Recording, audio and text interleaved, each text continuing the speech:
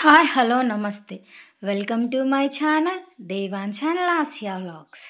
Today ఈ వీడియోలో మనం చూసారు కదండి, ఫ్రెంచ్ ఫ్రైస్ అనేది ఎలా ఇంట్లోనే టేస్టీ అండ్ ఈజీగా చాలా తక్కువ ఇంగ్రీడియంట్స్తో మనం ఎలా రెడీ చేసుకోవచ్చు అనేది నేను మీకు ఈ వీడియోలో ఎక్స్ప్లెయిన్ చేయబోతున్నానండి. 2 కాదులేండి 3.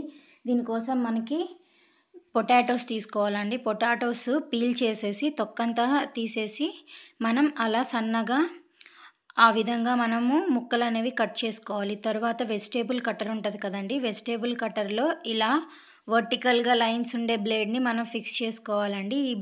ఈ బ్లేడ్లో మనం కట్ చేసుకున్న పొటాటోస్ అని ప్లేస్ చేసి మనం ప్రెస్ చేస్తే మనకి ఈ విధంగా ఈ షేప్లో వస్తాయి అన్నమాట పొటాటోస్ అనేవి.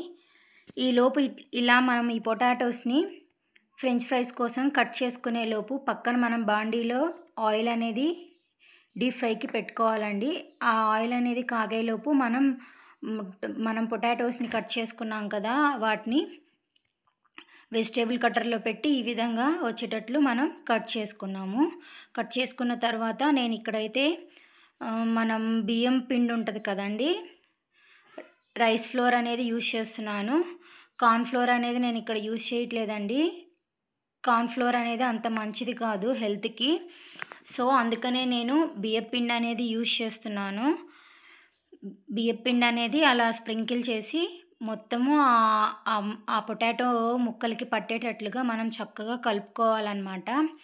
నేను ముందుగానే చెప్పాను కదా, ఓన్లీ ఇంట్లో యూజ్ చేసే ఇంగ్రీడియంట్స్ని యూజ్ చేసుకొని చక్కగా ఫ్రెంచ్ ఫ్రైస్ అనేది రెడీ చేసుకోవచ్చండి.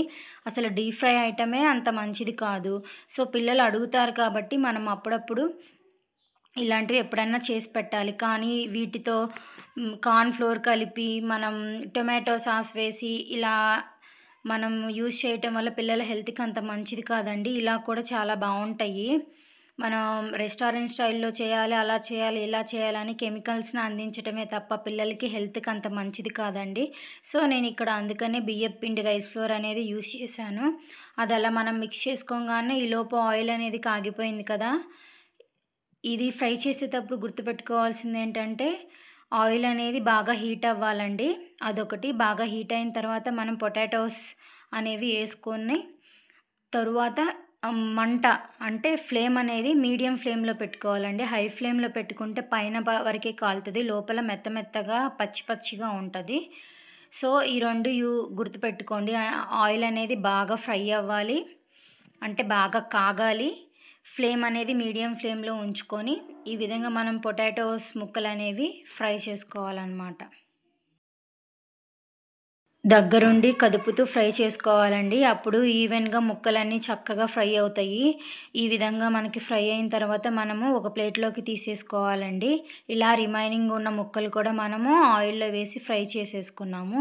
తర్వాత వీటి మీద సాల్ట్ అండ్ కారము చల్లుకోవాలండి. మన దగ్గర మ్యాంగో పౌడర్ ఉన్న, గరం మసాలా లాంటివి ఉన్నా మనం చక్కగా స్ప్రింకిల్ చేసుకొని వేడి మీదే కొంచెం లైట్గా వేడిగా ఉన్నప్పుడే మనం ఇలా కలుపుకోవాలండి. ఆ సాల్ట్, పెప్పర్ అవన్నీ కలిసేటట్లు, దానికి మిక్స్ అయ్యేటట్లు, పట్టేటట్లు మంచిగా కలుపుకోవాలి. ఇప్పుడు పిల్లలకి ఇచ్చానండి, టేస్ట్ చూస్తున్నారు. చూడండి చాలా బాగుందంట. మీరు కూడా మీ పిల్లలకి చేసి పెట్టండి. మీకు ఈ వీడియో కనుక నచ్చితే ప్లీజ్ నా ఛానల్ని సబ్స్క్రైబ్ చేయండి, లైక్ చేయండి, షేర్ చేయండి.